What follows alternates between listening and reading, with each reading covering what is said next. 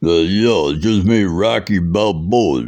No, it's really Mark Silverman, the voice of the Twilight Zone Tower of Terror. I'm also the king in Howl's Moving Castle.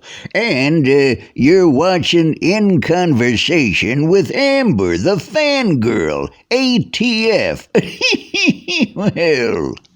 Hi guys, I'm here. Welcome back to another episode of In Conversation with ATF. My guest today is a voice actor, best known for being the voice of Rod Serling in the Twilight Zone Tower of Terror. Yes, that Tower of Terror from Disneyland World, Disneyland. Yeah, they have it at all the Disney parks, I believe. Am I correct? They have a different version of it in the different Disney parks around the world. The Japanese one is a whole other story about a eccentric collector or something, and the Florida one is Twilight Zone, which is me, and then the California one was Twilight Zone, and now it's some Marvel thing. Oh, that's a shame. I always wanted to get to Florida to see all the theme parks there. That'd be quite cool. My guest Yeah, you should. is also the voice of Victor Von Ion in Ratchet and Clank, Fillmore in Cars Race-O-Rama, and has also done voices for cartoons such as The Pirates of Darkwater, The Real Ghostbusters, Sylvester and Tweety Mysteries, and many more. My guest is Mark Silverman. Welcome. Hi. Hi. What a pleasant surprise. Yeah, definitely. I was just sitting here watching TV and you popped up out of nowhere and hello. Hi. Yeah, sorry I interrupted your show. Yeah. No, it's okay. It's a rerun. It's the Waltons. Go on. Okay. Well, how are you, Mark? I'm pretty good. I'm fine. I'm doing all right. That's good to hear. I like to hear that. Yeah, it's always Yeah. nice to check in. The world is such a weird place, but I try to stay in my own pleasant little bubble. Yeah, I don't blame you. I'm a girl who just loves her own space, and I just try and just let people shoot. I just want my own little. I need like one of those big hula hoops just like stuck to me, but it's like 20 feet wide, so I like do not come within the space. Yeah, I'm surprised you haven't made one of those yet.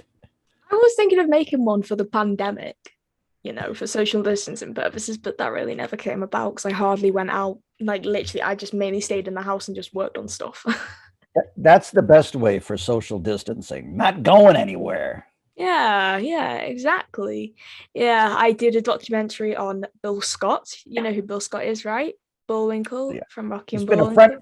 friend of mine for 20 years. Really? Uh-huh. I've met Keith Scott on the set of the Bullwinkle movie. Oh, you're on about Keith Scott. I'm on about Bill Scott, the original voice Oh, of Bullwinkle. Bill Scott, the original Bullwinkle. Oh, that's so weird that their last names are Scott. It confused me. People. Well, he's always been asked, "Are you related?" But yeah, let's talk about Keith Scott. So tell me about your friendship with Keith Scott, Mark. They were making this Bullwinkle movie. Well, Bullwinkle had to be talking with the regular people in the movie. So Keith Scott had to be on set, but they wanted Rocky on set too. But they couldn't get June Foray to stand there at midnight, freezing, reading her lines. She was like 75 at the time. So I filled in for June Foray, and I had to read the Rocky lines on the set. But, it's not like I just did it in a high voice, like, "Hokey smoke, Bullwinkle." And then the other characters would talk to me, and Keith Scott would be right next to me. And it was so fun. It was one of and Keith was so funny. I'd be laughing hysterically, and the director would have to tell us to shut up. It was great, though. I had my own trailer. It said Rocky. It was great. That's so cool. I didn't know that. You did tell me you had been friends with Keith, but I didn't know you were on the set of the Rocky and Bullwinkle film. Yeah. Wow, that was a real treat for you. Did you grow up with the original Rocky and Bullwinkle show? Really said Yeah. Rocky and Bullwinkle. I'm getting my words twisted. Sure. Yeah. So yeah, you obviously saw June do it. But I like Tennessee Tuxedo more than Bullwinkle. You're more total television person. I see. Yeah. Do you remember Tennessee Tuxedo? Both Tennessee Tuxedo and Rocking Bullwinkle were animated by Gamma Productions of Mexico. Hence why some people think Tennessee Tuxedo is a Jay Ward show. Right. And it kind of looks like that, right? That was my first impression, Tennessee Tuxedo. Oh, that's cool. Because it was Don Adams. Mm-hmm. And I like to get smart. Would you believe I'm Maxwell Smallage in 86 of Control? It'll never work, Siegfried. Yes, you can make him look like me, but everyone knows that I happen to have a very distinctive and unique voice. And then he was Tennessee Tuxedo. Tennessee Tuxedo will not fail. Come on, Chumley. Yeah, so that was my first voice that I really loved doing. Maxwell Small. Yeah. Is that the same Don Adams who's Inspector Gadget? Yes. I thought I recognized the voice. Right. So it's basically Don Adams just used the same voice for all three characters, or does it sort of vary? Yes, he always talked like that. Well, he always sort of sounded like that, but in his normal speaking voice, he was more like this. The first time I saw the script to Get Smart, I knew that I wanted to play Maxwell Smart, and then every time he did a character, it was sort of like Maxwell Smart. He had a show called the Don Adams Screen Test in the 70s. Yeah, where he would he'd bring people on stage and you'd act out a scene from a famous movie. And then like The Wizard of Oz or Robin Hood or something. And then Don Adams would say at the end, "Cut, that's a print." And whoever won, he would say this. And I've said this so many times, I think I drove my family insane. He'd go, "Cut, that's a print. And as a winner of Don Adams' Screen Test, you will be flown to Hollywood, stay at the world-famous Sheraton Universal Hotel, picked up at hotel by limousine, where you will arrive on the set and appear in an episode of Kojak." Ooh, well done. I love it. Yeah. I really do love it. Thank you. Oh, so Mark, I'd like to know, how did you get into voice acting? Well, I start imitating somebody named Don Adams who said, "And as a winner," I just go into the same. I would just go into the same thing again. It actually was that, and I wanted to sound like things on TV that I liked. Mm-hmm. So if I was watching like Leave It to Beaver, I'd walk around going, "Leave it to Beaver," or "The Wonderful World of Disney," and "Hey there, Sergeant Carter, Maxwell Smart, The Twilight Zone." Anything I saw, I just wanted to sound like. And I realized when I got older that you could make money doing that. Yeah. And that's where it all started. Then, of course, I started imitating the teachers. And everybody thought that was funny, except the teacher. But, the hell with it. Yeah, fair dues. Yeah. I myself have done a little bit of voice acting work. I've done a coin-operated helicopter. You can't really see, but it's just right there on my wardrobe. I have a little picture of it. Who'd you play? Well, the character's name, it doesn't really have a name, but the nickname is Heli. Heli? Helicopter. Heli the helicopter. Oh, helicopter. Did you have a lot of lines? I had 5. Wow. Yeah, it's like, "Heli to tower, come in tower." That's so weird because I just say that and then I look at that ride and I think that sounds really similar, and then like, because that's my voice, I can literally do a good impression. I can finally do a good impression of someone, and that someone is me. Yeah, you can do a good impression of yourself. Is that a movie? It's a coin-operated ride. The rides that you put the money in and it moves. Oh, do you sit on it and start moving around or something? I can't sit on it anymore. I'm too big for it. Oh. I did try to at the event it was unveiled at, but the ride stopped, so I just assumed I broke it. Where do you see the ride though? Or all around town in front of stores? Well, it's a bit of a long story, really. It was unveiled at EAG, which is an amusement arcade machine expo in London, in January 2020. Then the pandemic hit. The ride was meant to have at least more than 100 models made. Only 2 were made because of the pandemic. The company then shut down for good. So there's only 2 in existence. There's one in the country Iceland, and there's one getting refurbished in Leeds somewhere, I believe. I don't know where that's going to, but in the next few months, I will probably find out. So for now, there's one in England, one in Iceland. Is it a good sound system and you hear yourself? When I heard it for the first time in public, it felt really surreal because I went from liking these rides to being the voice of a ride. And it just, Did you record it? I did record it. I put it on my YouTube channel. I recorded the lines from my house in my room with these. If I can get them out, do you know these Apple headphones? So it wasn't really professional nice. or anything. No, it's fine. And then I've just booked another one. I can't say much about it, but I voiced an animatronic rabbit for a theme park ride in America. What theme park?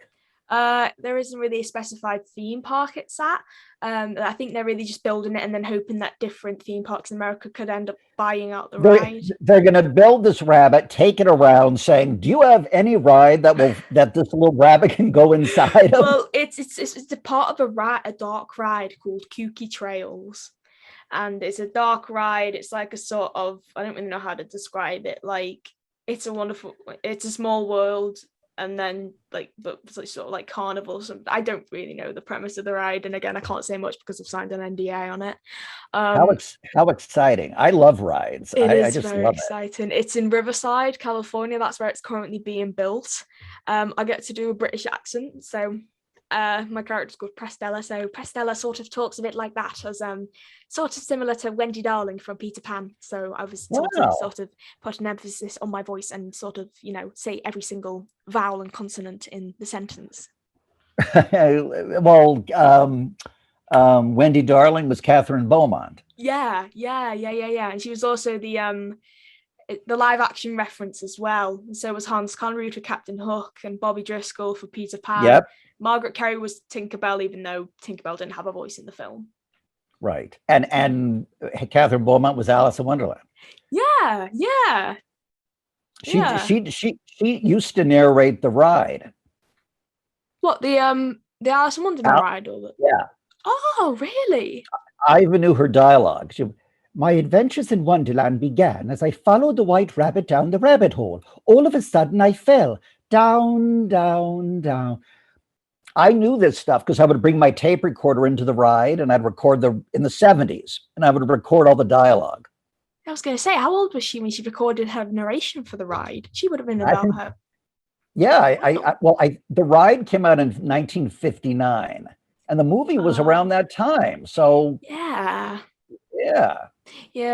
And I think she voiced, I think it was Alice in like Kingdom Hearts as well. She still sounded really young, even though she was about, I think, in her 70s at the time. Or 80s, yes, I'm not sure if somebody else does the Alice voice now. Yeah, that was just, Catherine did it for Kingdom Hearts. So it was just like one game. Yeah, one of the games, I believe. I'll have to look more into that.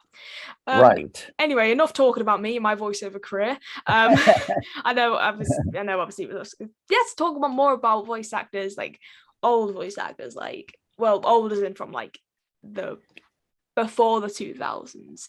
Now, yes. I'd like to ask you about Corey Burton. I don't know why I went all Northernland.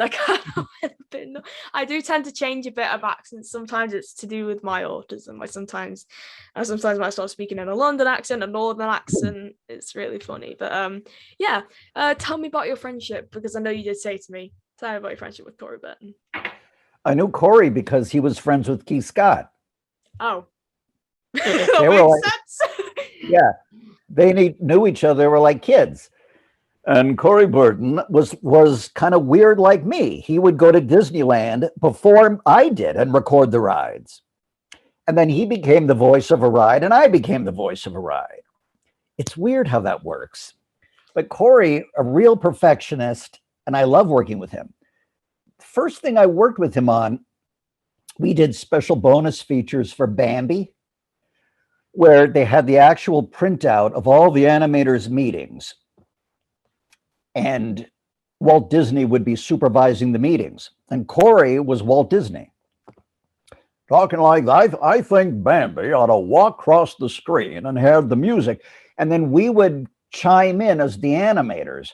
Well, when we animate Bambi, I think we should have his footsteps sort of going with the music and the sound. And then one guy would cut me off and he'd start talking, and then we'd start coughing in the background. So it sounds like you're eavesdropping on Walt's story meetings. And you play it with the movie, and it came out really beautiful. Wow, I'll have to check that out then. And I got to narrate the games and features as Friend Howl. Let me get a visual thing. Wait, hold on. Okay. I got to narrate the Bambi games and the stories on the DVD as this little guy. Oh, cool. He was originally voiced by Will Wright.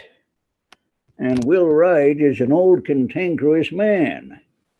You've seen him on episodes of I Love Lucy and the Andy Griffith program. And he did the voice of this fella, Friend Howl.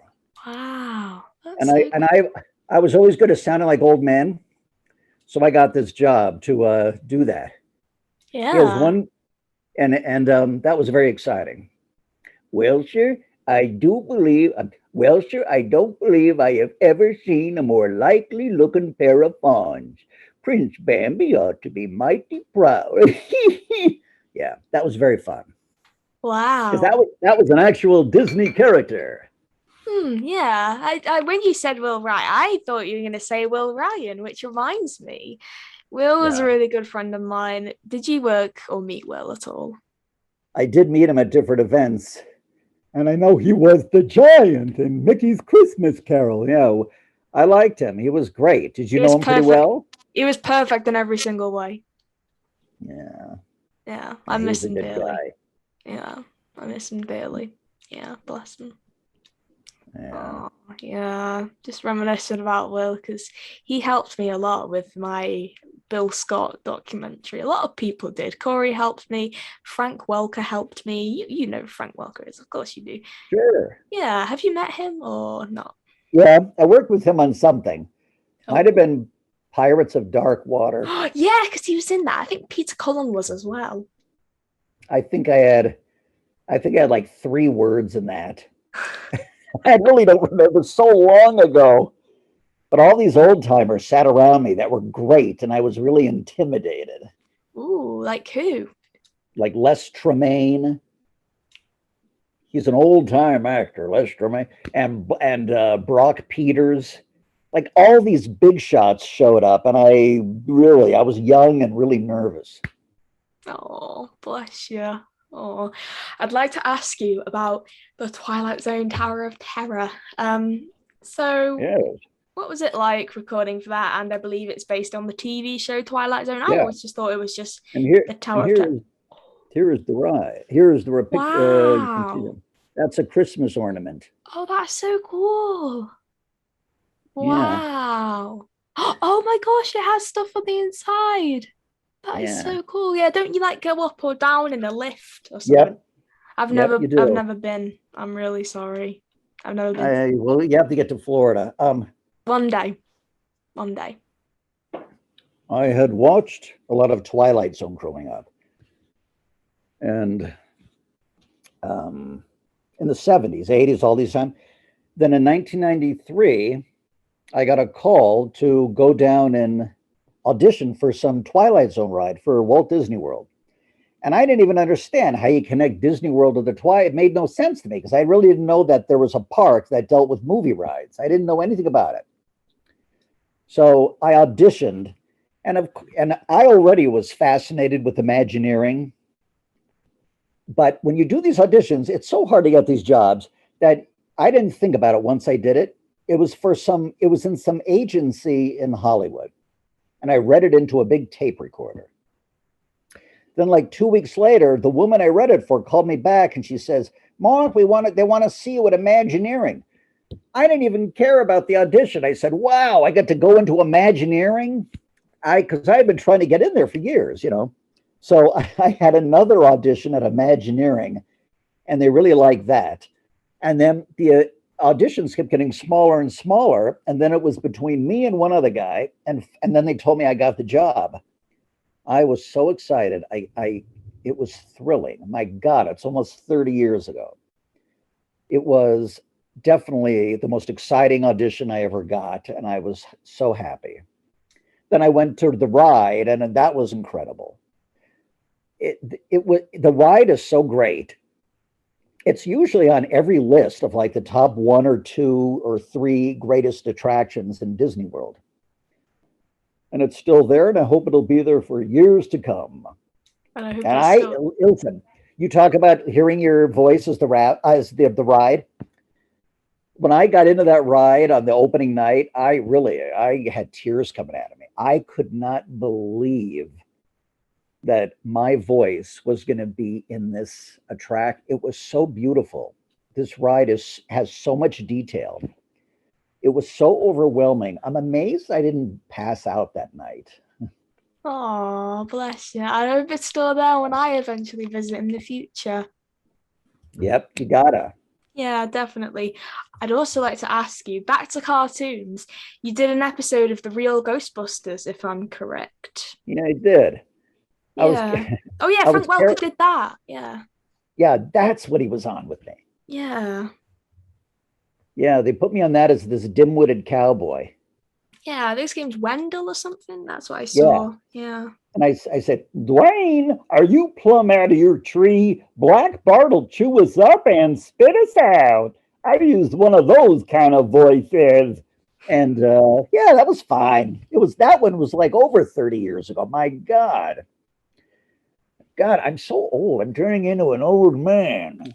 Oh, bless you. I wonder if when I turn into an old man, if I'll actually get an old man voice. Because I know plenty of old men that don't talk like old men. Maybe. Like, I know Peter Renaday. He's 87. Oh, Peter Renaday, yeah. Oh, I love And his voice. He just talks like a regular man. I said, how come you don't sound like an old man? So I'm wondering, who are these old men that end up sounding like old men? Because every one that I know, my dad, another one, they're in their 80s and they don't sound like old men. I find it disappointing. Yeah. When I'm 80, I have my choice of old man voices I'm gonna use. I'd rather talk like this, like an old man like this, than an old man like this. I don't want to sound like that. Yeah, Cars Race-O-Rama, is that the video game or the ride? Because I swear there's a ride called that. Yeah, it's the video game. Ah, the video game. Yeah, you voiced Fillmore. Cars Race-O-Rama. I did a few people in that game, and I forget exactly. And the main reason I don't know exactly what I did is because I don't play video games. I know nothing about them. So when I do the voice, I never even hear it or even know what is going on because I never get the game. And I wouldn't even know how to get to the part in the game if I had it where my voice was. Yeah. I'd have to rent some genius kid to get to the level where I am, and then I'd hear it. So I never have any idea what's going on in those things. You'll probably have to get me to come round to your house and play the game for you because I'm right. I always play video games. Oh, you are? Yeah, I'm a big video game buff, so I'm pretty much, yeah. I know, I know a lot of video games. Okay, I'll remember that, Amber. Yeah, well, I'll be coming over to America this summer, so you want me to just help you with a few things? Let me know, and I'll come over and complete Cars Race-O-Rama for you. I'll make lasagna. Oh, I love lasagna. Oh, whoops, sorry. That's a British thing I do. I say sorry to something that's inanimate if accidentally like knock us, and I'll just go, oh, sorry. You never know when the inanimate machines will take over, so it's very nice to be polite to them. Yeah, even when I knock one of my Transformers figures over, I just say, oh, sorry, Perceptor. I treat them like real people. well, of course, you should. Yeah. I would like to ask you about the video game Ratchet and Clank you were Victor Von Ion. Is that right? I took over for Sylvester Stallone in that. Oh, yeah, wasn't... something tells me that the characters from the movie Ratchet and Clank and Sylvester Stallone voiced it in that. That's right. Yeah, he voiced it in the movie, but he didn't want to do the video game. So I came in and I did it for him. Because I saw Rocky so many times as a kid that I knew how to sound like Rocky. The world ain't all sunshine and rainbows. It's a very mean and nasty place, and I don't care how tough you are, it'll beat you to knees and leave you there permanently if you let it. Not me, or nothing's gonna hit as hard as life. But that don't matter how hard you can hit. It's about how hard you can get hit and keep moving forward. You gotta be willing to take the hits. That's how winners done. Yeah. So when Stallone wouldn't do the game, they called me to fill in for him. Cool. And I had to do a lot of yelling and stuff. The yell. Yeah. So I love doing that. Never got a thank you from Stallone. I mean, he didn't even have to go in that day. Oof, wow. I know that was Doesn't good. cost anything to say thank you. No, I know. Where is he? Don't know. But I felt very happy doing that for him. I really did. The yell. Yeah. Once I start doing that, I can't stop. The only video games I hate doing and I won't do, and I've been talked into some of them, I don't like those war games. And then you got like 14 straight pages of blood-curdling screaming. I'm like, why would I do that? And then you can't talk for a week. And everything in a video game has a sound, a vocal sound. Frank picks up his gun. Ugh. And I say, why am I making a noise picking up a gun? Ugh. He picks up his coffee mug. Ugh. Like, why? Tom scratches his ear. Ugh. Like, you don't really make noises doing these things. Yeah. Well, I have an itch. if you say 14 pages of screams, a scream a day, keeps the doctor away, I guess. You won't have to go see a doctor to check your yeah, they could get a joke. screamer to do. I won't do that stuff. That's the only thing I won't audition for. I see. Yeah. Yeah, I really want to record for a video game. I think it'll be really fun too. On about Ratchet and Clank, yeah, the film obviously had James Arnold Taylor as who's the robot again? I can't remember which one's Ratchet and which one's Clank. I don't know. I never see you. I didn't see that movie. Was that good? Ratchet is, yeah. He's what is he? What is he? He's a wombat. He's a cat-like creature. So Ratchet, James Arnold Taylor. Oh, Ratchet. yeah, right. Clank is voiced by David Kay, but pretty much, obviously, of course, the Hollywood stars got top billing: Bella Thorne, John Goodman, Sylvester Stallone. Yeah. Even though, like, they're not any of the main characters, none of them are Ratchet or Clank. So what? Oh, I hate it when that happens. I know. I did. I did see the video game, that one, because I watched clips on YouTube, but I don't play it. Yeah. Yeah, that's fair. Yeah, because there's a lot of people who will upload like playthroughs and stuff like that to YouTube. I know. They want you to watch them playing the game. What are they going to make next? A video of somebody watching somebody play a game? They exist. Yeah. Oh God. They exist. I know there's of someone reacting to a video. But it's all fake. I don't like when there's a reaction video of somebody watching a movie and like nobody watches a movie like that. If you filmed somebody watching a real movie, I don't care how great it is. Most of the time they'd be like this. Same.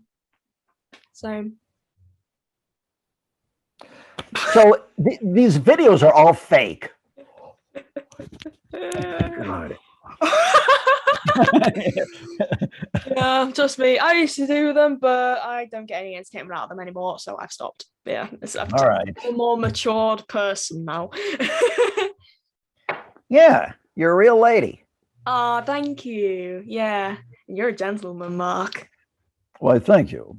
Thank you for that. I do appreciate that. You're welcome. Yeah, I always like to talk and like this is literally my normal speaking voice, and I find it weird because I was high pitched as a young girl, but because I've gotten older now, my speaking voice has sort of gotten deeper, and so I'm surprised no one's mistaken me for a male yet. On the phone, you mean? On the phone, yeah. No, yeah. I think you still sound like a woman. You don't sound like a man. Yeah. But unless you wanted to.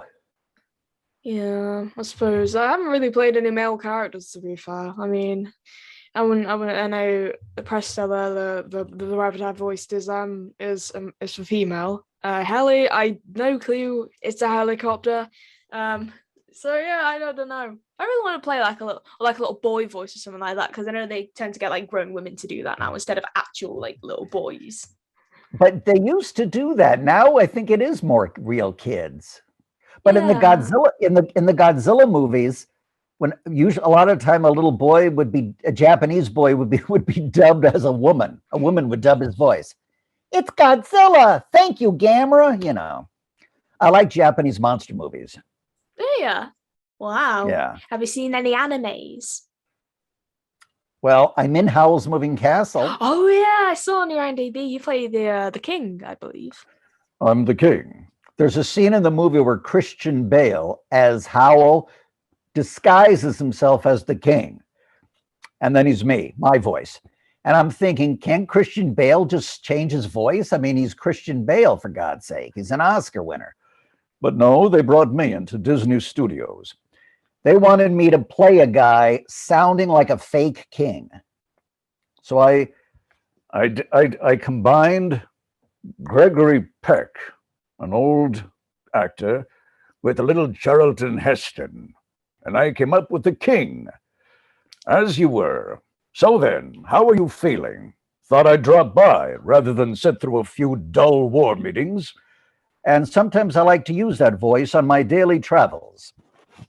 Wow, that's so cool. Howl's Moving Castle. Yeah, it's from 2000. Howl's Moving Castle. Here it is. It will tell me the English cast, I believe. Here we are. Wow. Right. Wow, that's such a good cast. Chrissy Bell, Billy Crystal. Wow. Yeah. Crispin Freeman. Oh my gosh. And D. Bradley Baker as well. Oh my gosh. Who? D. Bradley Baker. Right. Yeah, he was. But I also got to be in there with Lauren Bacall. Now I'm guessing you might not know who that is.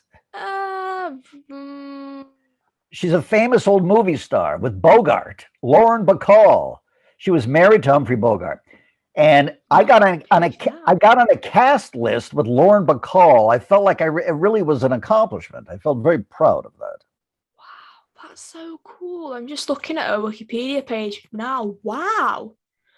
Wow, I love like the shot that they used for her. It's really cool. Actually, wait, let me just go back to that.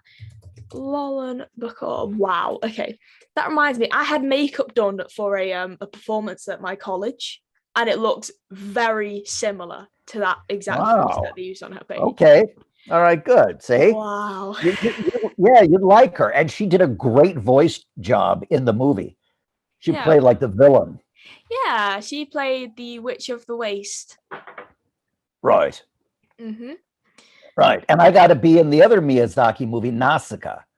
Ah, cool. And it was interesting because I had to play an old dying king who was had an English accent, and he was old and he was dying. He wasn't very well. And then there's a flashback of him. So I had to be that voice, but young and strong. Mm-hmm. Insects and humans cannot live in the same world. Yeah, that was great. I love doing that. What was the film that you said the other film you did? With Nausicaa. How'd you spell it? N-A-U. N-A-U. Ah, here we go. Nausicaa of the Valley of the Wind. Is that it? Yeah. What a title. Nausicaa of the Valley of the Wind. Wow. I'm having a look now. Ah, yes, you were in the English version because there was two versions. There was the New World Pictures one from 1985 and the Disney version from 2005. Right. Yeah. Hal Smith, Cam Clarke, Linda Gary were in the English, the New World Pictures one. Shia LaBeouf was in the Disney one, along with Uma Thurman, Trez MacNeille, Frank Welker, Tony J, Mark Hamill, Jodie Benson. Wow. Let me tell you something. When you hear those people are in it, and I'm driving down there young and naive, and I'm thinking, maybe they'll all be there sitting in the waiting room. Like, people think that you're going to mingle with all these people, and there's guacamole, and there's sandwiches. But the reality of it is you get into a little booth, and the only thing in there is pencils, a couple of green apples, some water bottles, and some Kleenex. it's like it's not as exciting as you think it's going to be. But then the job was fun, and I like doing it. My very first scene was alongside Patrick Stewart, who wasn't there, but it was really well done. Be credited alongside him though, and like Uma and Mark. Yeah, right. Must have been so cool. He's like, you're associated with these people now. Yes, I mean, I let people think that we all were there together. Oh, yeah, dude, that would have been really cool. Yeah, just everyone just recording together. Frank Welker recording with Uma Thurman. And, I know. Mark Hamill, I know they've probably recorded together several times before. But I wanted to get in there and say, hello, Mark and Uma. I'm so happy to be working with both of you. Do you know what the weird thing is? I went into a store, an art store, about 10 years ago. And I'm talking to this rather scruffy guy about monster movies.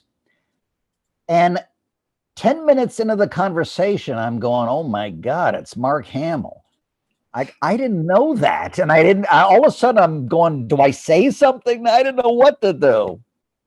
And I don't think I mentioned it now that I'm thinking about it. It was just one of those weird things. It's weird living in LA because you run into people like that. I ran into Paul McCartney in the grocery store. Really? Wow. Yeah. That's so cool. Someone put on it was on a local news website like a year ago. They said they met Paul McCartney outside a bus stop in Heswall, which he has a house there. Oh, well, that's, yeah. Just drove past and they said, "I'm Paul," and he just waved. They got pictures together. I saw him and he was with his wife. And he said the line, "Was that fresh bread you was talking about?" to his wife.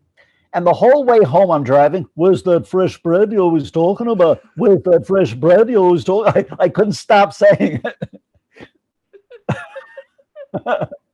I love the Scouse accent. It's brilliant. I think like a lot of the teachers in my old high school were Scouts, and it just made it just going there a lot better because they're just so funny. They're so great. I love them. Scouts are just like one of the greatest people in the world. What do you call them? Scousers. Scousers. Yeah, Scouse. Scouse accent, sort of like that. So, what's that fresh bread you were talking about? Yeah, I know. I'm going to Liverpool this weekend. I'm just gonna say, yeah? So I go there loads of times. It's only about a 40-minute train journey from where I'm from. So I was just going to my mother. "Oh yeah, that's that fresh bread you was wanting."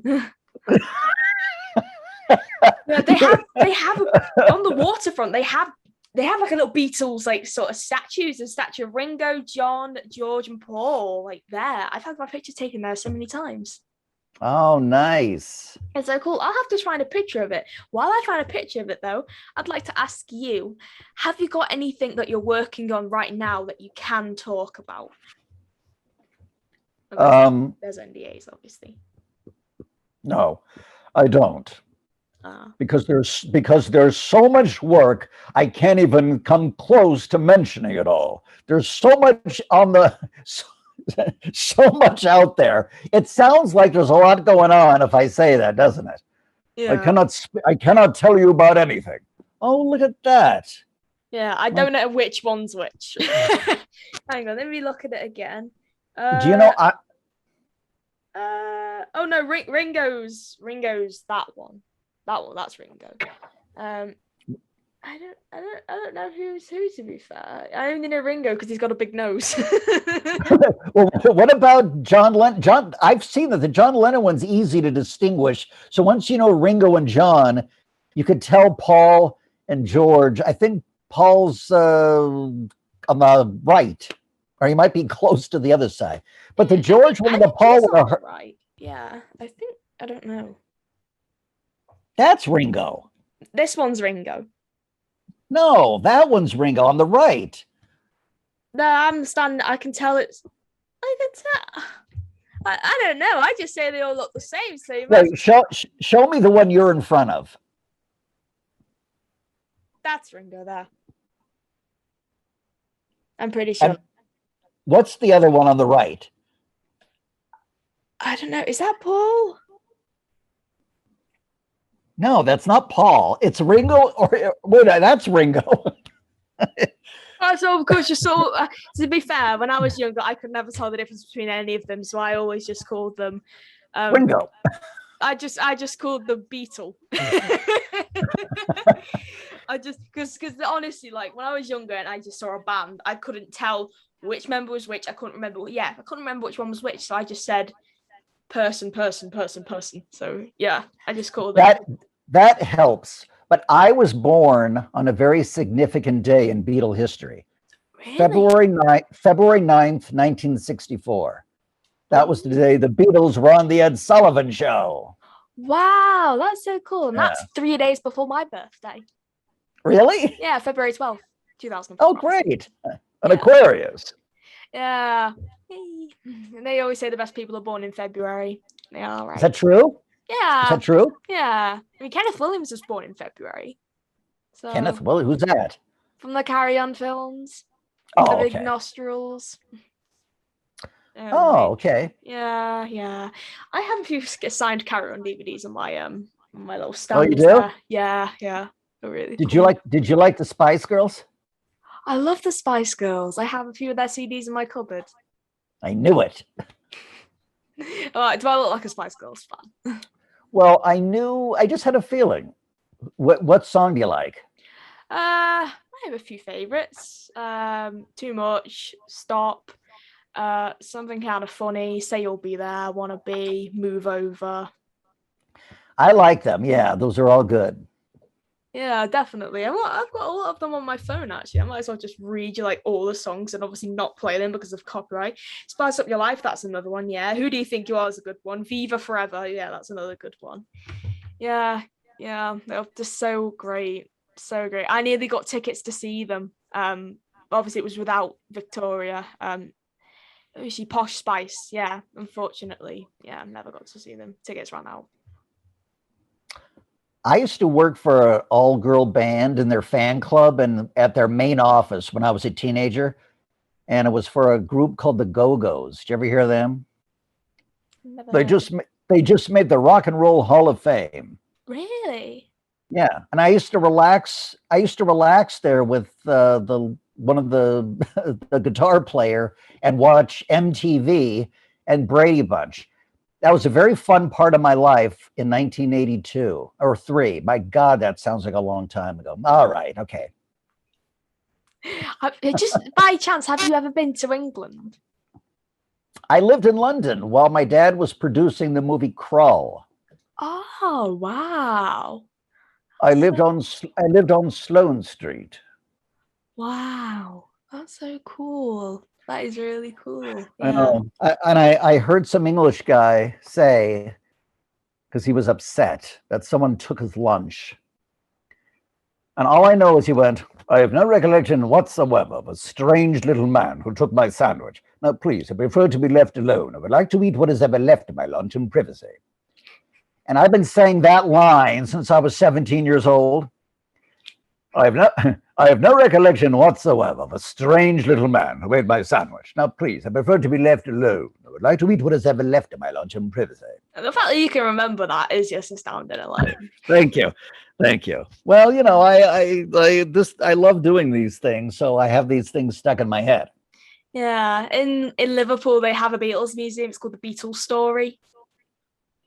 So they have that, and they have a Beatles shop, and it's just literally, you know what? If you're a fan of the Beatles, I'll take a lot of photos. I'll send them to you. You know, yeah, I can do. I do. I like that stuff. Of course, recently I've been watching just a lot of Beatles stuff on YouTube. Mm-hmm. Yeah, YouTube's amazing, isn't it? Yeah. Oh, and also the original Cavern Club is still there in Liverpool. Is it? Yeah. Well, I think it's moved to the opposite building, but there is like a plaque in front of it saying this is where the Beatles first performed. Oh, that's good. Yeah, it is really cool. Yeah. YouTube is really cool. That's pretty much how I got my start, really. Oh yeah. I watched some of your shows on YouTube. I'm amazed that you know all this stuff. Oh, thank you, Mark. And you're still a teenager? I'm 18. It's hard to say that now because I've been a teenager for a long time and I've just become a fully fledged adult. You're a fully fledged adult. Okay. Mm-hmm. It's amazing you know this stuff. Thank you, Mark. I appreciate it. Do you know a lot of people your age that know this stuff? Only a select few, not a lot of people. A select few. Mm-hmm. There's no one else out there like me. Right. I wouldn't think there would be. No. No one knew the stuff I was into when I was your age. Yeah, I think I'm the only person who probably has regular contact with all three. Yeah, you know what? I'll just say two because yeah. I think I'm the only British autistic girl I know who is in regular touch with Corey Burton and Frank Welker.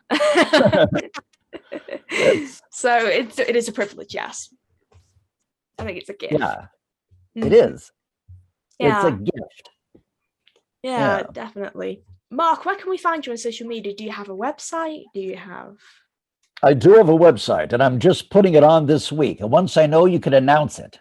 That's great because this will probably be up next week, maybe. Yeah. Okay. Probably a few days afterwards. It depends if I can really just get around to editing it. And you can find me on Facebook, and I have many videos on YouTube. Cool. With that, I'll say goodbye. Thank you so much for watching this video. Make sure to like, subscribe. We'll see you around. Bye. Bye. Bye. And cut. Or should I say cheerio?